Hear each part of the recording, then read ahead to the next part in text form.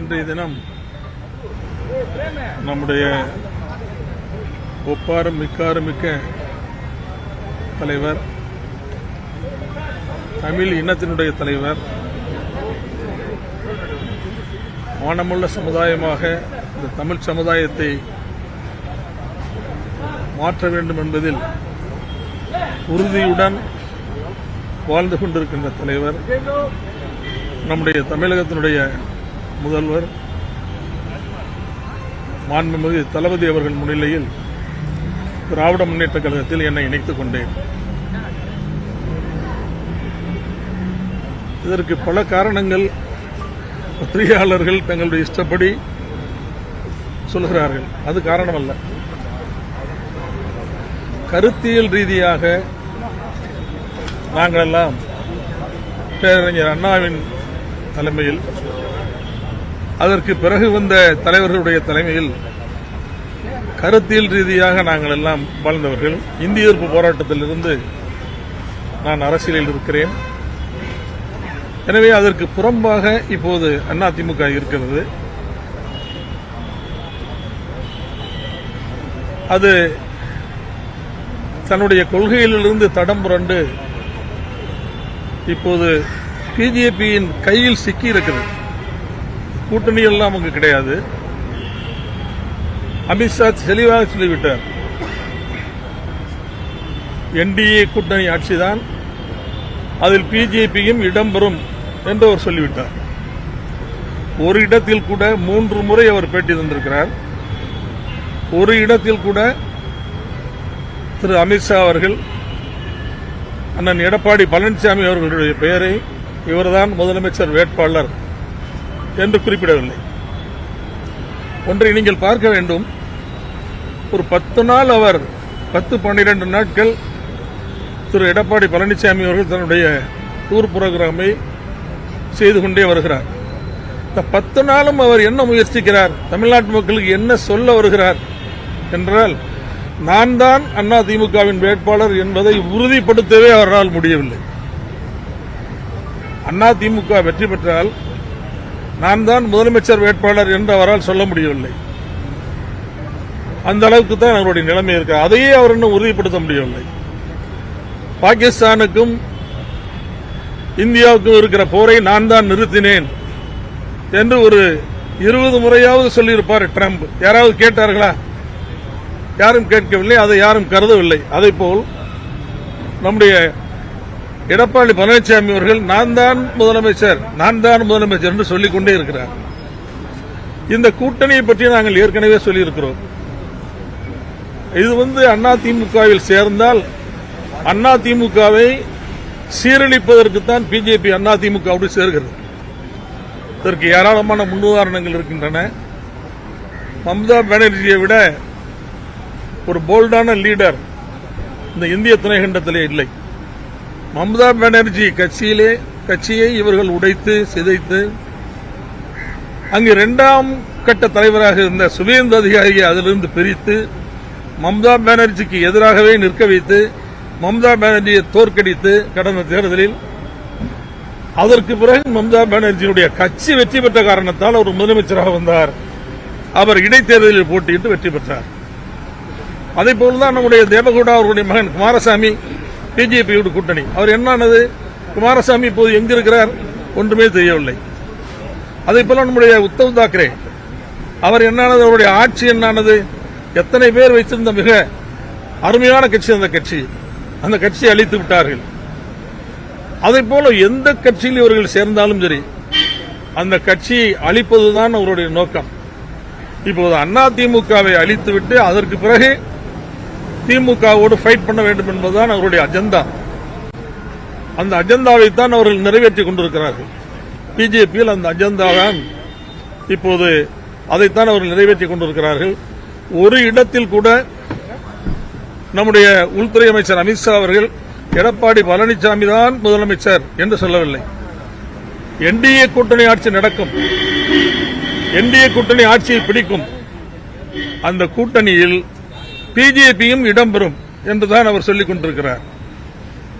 ஆனால் இதை நேற்றைய தினம் கேட்டபோது நம்முடைய எடப்பாடி பழனிசாமி சொல்கிறார், ஆட்சியில் பங்கு கொடுப்பதற்கு நாங்கள் ஏமாளி அல்ல என்று நேற்று தான் சொல்கிறார்.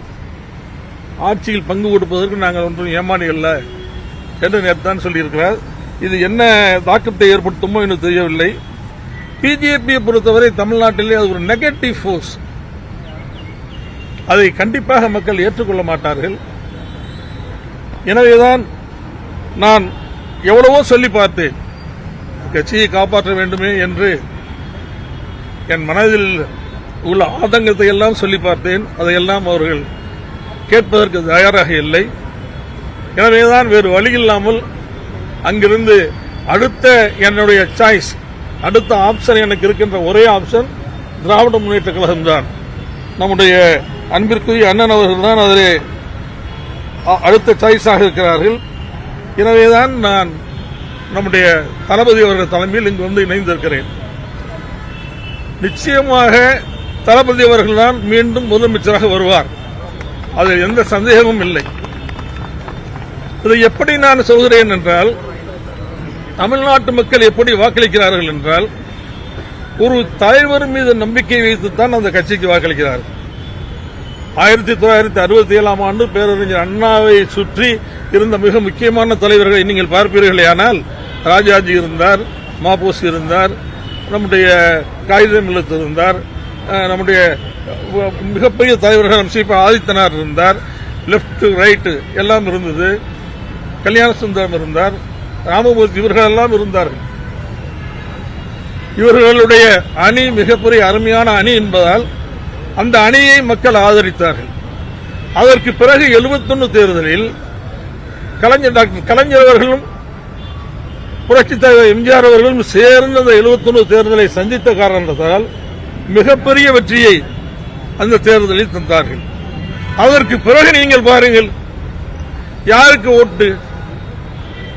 அம்மாவுடைய தலைமைக்கு ஓட்டு, அப்படி இல்லை என்றால் கலைஞருடைய தலைமைக்கு ஓட்டு, கலைஞருடைய தலைமைக்கு ஓட்டு, அப்படி இல்லை என்றால் அம்மாவுடைய தலைமைக்கு ஓட்டு. ஆக அந்த ஒரு தலைவரின் மீது மக்கள் வைத்திருக்கிற அன்பின் அடையாளமாகத்தான் ஆட்சி இங்கு நடைபெறுகிறது. இப்போது நான் கேட்கின்ற கேள்வி ஒரே கேள்விதான். இப்போது தமிழ்நாட்டில் நம்முடைய தளபதி ஸ்டாலின் அவர்களுக்கு இணையான தலைவர் யார்? சொல்லுங்கள் பார்க்கலாம். யாரும் இல்லை. எடப்பாடியா அல்லது நம்முடைய முதலமைச்சர் ஸ்டாலின் அவர்களா என்றால், எடப்பாடி அவர்களை விட 15% அதிகமான வாக்குகளை பெற்று நம்முடைய தளபதி ஸ்டாலின் அவர்கள் தான் முதலமைச்சராக வருவார். ஏனென்றால் மக்கள் அவர் மீது வைத்திருக்கிற நம்பிக்கை தான் இதற்கு காரணம். இவருக்கு இணையான தலைவர்கள் அதிமுகவிலே இல்லை. அது இனிமேல் வருவார்களா என்பதும் சந்தேகம்தான். எனவேதான் திராவிட இயக்க கொள்கைகளை காப்பாற்றுகின்ற, மாநில சுயாட்சியை காப்பாற்றுகின்ற, மொழியை காப்பாற்றுகின்ற, நம்முடைய இனத்தை காப்பாற்றுகின்ற, நம்முடைய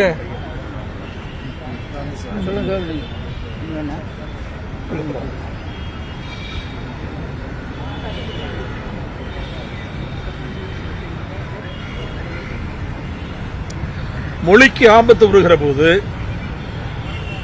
அல்லது நம்முடைய சமுதாயத்திற்கு ஆபத்து வருகிற போது அதை மத்திய அரசாங்கத்தோடு போராடி பாதுகாப்பதோடு மட்டுமல்ல, மத்திய அரசாங்கம் பாராமுகமாக இருந்தால் நீதிமன்றத்திற்கே சென்று தீர்ப்புகளை வாங்கி இந்தியாவுக்கே உதாரணமாக இருக்கின்ற மிகப்பெரிய தலைவர் நம்முடைய ஸ்டாலின் அவர்கள்தான். எனவே அது எல்லோருக்கும் தெரியும். எல்லா முதலமைச்சர்களுக்கும் கடிதம் எழுதி அவர்கள் எல்லாம் ஒன்று சேர்த்து பிஜேபிக்கு எதிர்ப்பை கூர்மைப்படுத்திய தலைவரும் நம்முடைய அன்பிற்குரிய தலைவர் நம்முடைய மு.க. ஸ்டாலின் அவர்கள்தான், தளபதி ஸ்டாலின் அவர்கள்தான், தமிழ்நாட்டினுடைய முதலமைச்சர் அவர்கள்தான், இந்தியாவுக்கே உதாரணமாக திகழ்கிறார். எனவே இப்படிப்பட்ட ஒரு முதலமைச்சர் மீண்டும் வர வேண்டும் என்றுதான் மக்கள் விரும்புவார்கள். கண்டிப்பாக மிகப்பெரிய வெற்றியை தருவார்கள் என்பதை இந்த நேரத்தில் தெரிவித்துக் கொள்கிறேன். இந்த பயணத்தில் என்னை இணைத்துக் கொண்ட, கருத்தியல் ரீதியாக பயணிப்பதற்கு என்னை சேர்த்துக் கொள்ளுங்கள் என்று நான் கேட்டபோது என்னை அன்போடு வரவேற்று என்னை இணைத்துக் கொண்ட நம்முடைய மாண்புமிகு முதலமைச்சர் அவர்களுக்கு இந்த நேரத்தில் என்னுடைய நன்றியை, வணக்கத்தை அன்போடு தெரிவித்துக் கொள்கிறேன். அதிமுக பாஜக கூட்டணி சேர்ந்ததனால உங்களை போன்ற மூத்த நிர்வாகிகள் தொடர்ந்து அதிருப்தியில தான் இருந்தாங்க. இப்பயும் இருக்காங்க. அவர்களை திமுகவிற்கு அழைப்பதற்கான ஒரு முயற்சிகளை முன்னெடுப்புகளை இருப்பீங்களா? இல்ல, அது அவங்கவுங்களுக்கு தெரியும். எல்லாரும் மன வருத்தத்தோடு தான் இருக்கிறாங்க. ஏன்னா எப்படியாவது பிஜேபி அதிமுகவை அழித்து விடும், அது எல்லோருக்கும் தெரியும். இன்று வரை கூட்டணி என்று சொல்கிறார்களே தவிர இந்த கூட்டணிக்கு தலைவர் யார், கூட்டணிக்கு தலைமை தாங்குவது இவர் நம்முடைய எடப்பாடி என்று அமித்ஷா சொன்னாரே தவிர முதலமைச்சர் வேட்பாளர் எடப்பாடி தான் என்று அமித்ஷா ஒரு இடத்தில் கூட சொல்லவில்லை. இதெல்லாம் அவர்களுக்கு தெரியும். இவ்வளவு நெருக்கடிக்கு இடையில அதிமுக கூட்டணியில பாஜக சேர்வதற்கான காரணம் அதிமுகவை அழிக்க வேண்டும் என்பதுதான். இந்த தேர்தலில் வெற்றி பெற வேண்டும் என்பது அவருடைய நோக்கம் இல்ல. இல்ல நான் என்ன கேட்கிறேன்னா, அது நீங்க please ask this question to Edappadi. கூட்டணியில் இருக்காங்க. இப்போ உங்களுக்கு அதிருப்தி ஏற்பட காரணம் சார், ஒரு கட்சியில கூட்டணி வைக்கிறது வேற சார். என் அம்மா இருக்கும்போதும் கூட்டணி வச்சாங்க, நாங்க ஏத்துக்கிட்டோம். அப்ப வாஜ்பாய் இருந்தாரு, அத்வானி இருந்தாரு. ஆனா இன்னைக்கு இல்ல காம்பினேஷன் அப்படி இல்லையே சார். இன்னைக்கு மோடிஜி இருக்கிறாரு, நம்ம இவர் அமித்ஷா இருக்கிறாரு. அவங்க கட்சி அழிக்கணும்னு நினைக்கலையே சார். அவங்க அதிமுகவுக்கு அஞ்சினார்கள். அதிமுக அப்போது கூட்டணி வைத்திருக்கிற போது அம்மாவுக்கு அஞ்சினார்கள். அவர்கள் டெல்லிக்கு சென்று அந்த அரசாங்கத்தை கலைத்து விட்டு தைரியமாக அவர் வந்தார்களா இல்லையா? அப்படி அதிமுக இப்போது இருக்கிறதா? இப்போது அப்படி இல்லையே. எனவே அதற்கும் இதற்கும் பொருந்தாது. அந்த கூட்டணி என்பது வேறு, இந்த கூட்டணி என்பது கூட்டணி என்பது தேர்தலுக்கானதுதான். அது எனக்கும் தெரியும். இது தேர்தலுக்காக தான் இந்த கூட்டணி வைத்திருக்கிறார்கள். ஆனால் அவர்களுடைய நோக்கம் அது இல்ல. இந்த தேர்தலில் வெற்றி பெற வேண்டும் என்பது அவருடைய நோக்கம் அல்ல.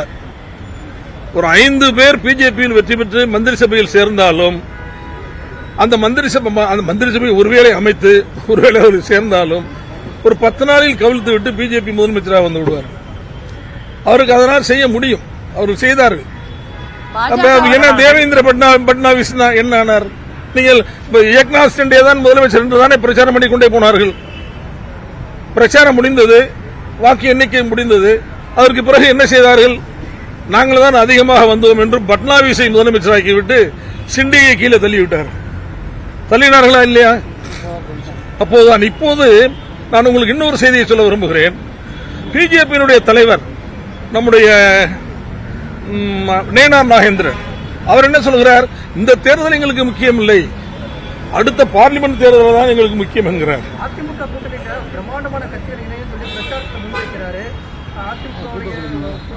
பிரம்மாண்டமான கட்சியே 2 கட்சி தான். ஒன்னு அதிமுக, இன்னொன்னு திமுக. வேற என்ன பிரம்மாண்டமான கட்சி தமிழ்நாட்டில் இருக்கு? நீங்களே சொல்லுங்க. உங்களுடைய கருத்தை எடப்பாடி பழனிசாமி உதாசனப்படுத்தினாரா? ஏன்னா 2021 இதே போல ஒரு கருத்தை நீங்க சொன்னீங்க. அப்போ நிர்வாகிகளுடைய கருத்தை கேட்க முடியாத அளவுக்கு எடப்பாடி பழனிசாமி இருக்காரு. கேட்க மாட்டேன். நான் ஏன் பேச மாட்டேன் இல்லைங்க. 7 முன்னாள் அமைச்சர்கள் அண்ணன் எடப்பாடி பழனிசாமி அவர்களை சந்தித்து அதிமுகவில் ஒற்றுமை வேண்டும், அதிமுக மீண்டும் உயிர் பெற்று எழ வேண்டுமானால் அதற்கு சில யுக்திகளை நாம் கடைபிடிக்க வேண்டும் என்று சொன்னார்கள்.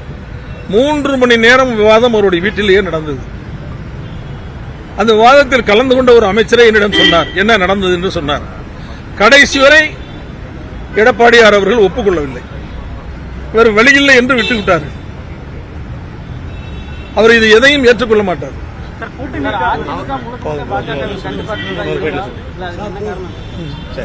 அதிமுக கட்டுப்பாட்டுக்கு போயிருச்சா? என்ன காரணமா இருக்கு? மக்கள் என்ன நினைக்கிறாங்க? பாஜகவும் அதிமுகவும் இணைந்த பிறகு மக்கள் விரும்பல சார்.